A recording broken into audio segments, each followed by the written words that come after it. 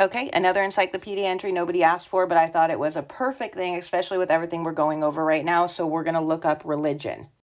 So if you're new here and you don't know my position, I don't believe that the Bible is real. The Bible. I believe that the Blues got a hold of an original copy or something close to it and knew that organized religion was a way to control people and went ahead and put stuff in there that they wanted to fit their narrative.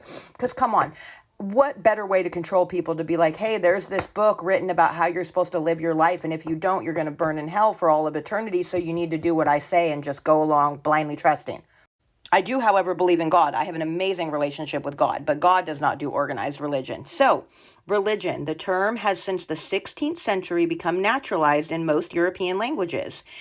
It has, even in the Teutonic tongues, taken the place of the native term formerly in use. As to its etymology, the derivation from relinquir is universally recognized to be inconsistent with phonetic laws. The necessity for assuming the existence of a lost transitive verb, ligere, to look, has not been made out, and the derivation from religere. Okay, so this right here, this is a person, and this is a book that they wrote, and it's saying to look up book 2, chapter 28, but unfortunately we don't have that. The book is called De Natural Deorum, which means on the nature of the gods. I wish we had that. Which implies carefulness and attention to what concerns the gods to be the primary signification of the word. Is better than that from religare. Lactantius. So the same thing, probably another book, which refers the origin of religion to a sense of dependence on the connection with deity by the bond of piety, inasmuch as the latter does not accord with the way in which the ancient Romans used the terms religions or religiosis,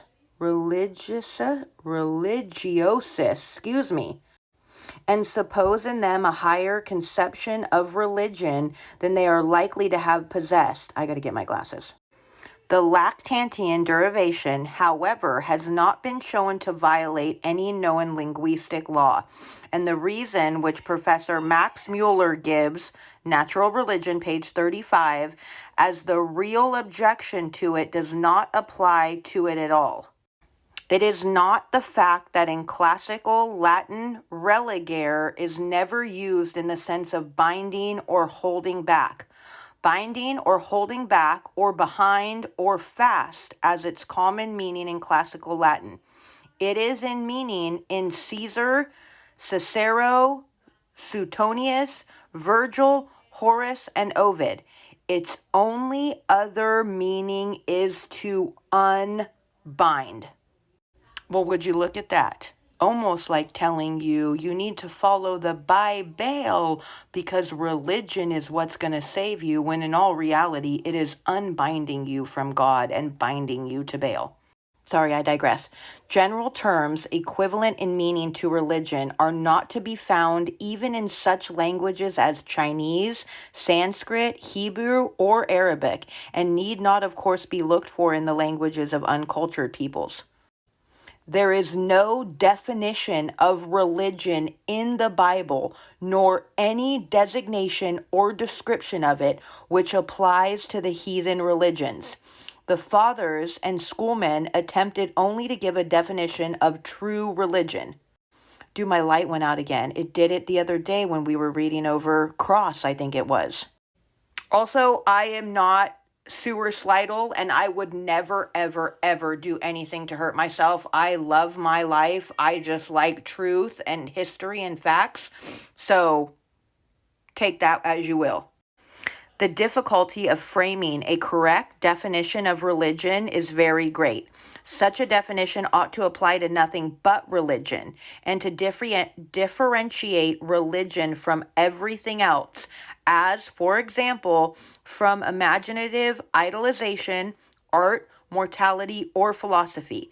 It should apply to everything which is naturally and commonly called religion, to religion as a subject as a subjective spiritual state, and to all religions, high or low, true or false, which have obtained objective historical realization.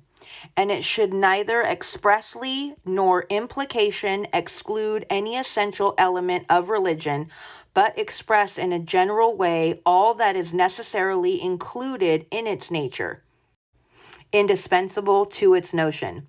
Since the need for definitions of this kind was felt, i.e., since the comparative studies of religions began to be cultivated, numerous attempts to supply it have been made, but few, if any, of the definitions of religion as yet proposed fulfill all the requirements.